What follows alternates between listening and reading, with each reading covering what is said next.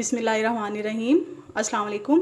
आज मैं आपके साथ आलू बुखारे का शरबत बनाने की रेसिपी शेयर कर रही हूँ। तो चलिए शुरू करते हैं। देखते हैं हमें इसके लिए क्या क्या चीज़ चाहिए होगी। आधा किलो आलू बुखारे, 1 किलो पानी, 1 कप चीनी, थोड़ा सा नमक और थोड़ा सा मैंने रेड कलर लिया है, ये ऑप्शनल है।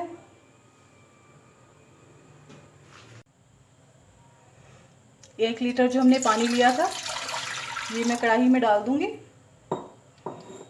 और इसको इतना उबालेंगे कि ये पकने लग जाए। ये देखें आलू बुखारों को पकते हुए 5 मिनट हो गए हैं। अभी हम इसे 5 से 7 मिनट और पका लेंगे अच्छी तरह से, ताकि अंदर तक ये गल जाए।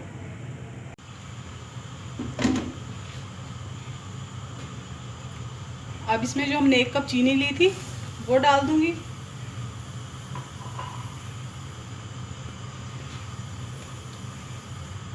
नमक और ये फूड कलर हमने डाल दिया। वैसे तो इसका खुद ही अपना इतना खूबसूरत कलर आ गया, लेकिन इससे जो है और ज़्यादा खूबसूरत लुक आएगी। अब मैं इसे 2 मिनट और पका लूँगी। 10 मिनट हो गए इसको पकते हुए। अब मैं चूल्हा बंद कर दूँगी और इसको ठंडा होने के लिए रख दूँगी। ठंडा होने के बाद हम इसकी गुठलियाँ और छिलके जो हैं वो अलग कर देंगे। ये देखें इस तरह से मैंने इसकी गुठलियाँ और छिलका जो है बिल्कुल निकाल दिया है और हमारा शरबत ठंडा हो चुका है। अब मैं इसको ग्राइंड करूँगी।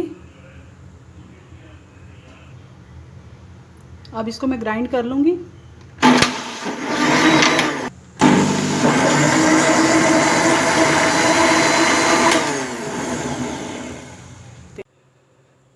ये देखें हमारा मज़ेदार आलू बुखारे का शरबत जो है तैयार है।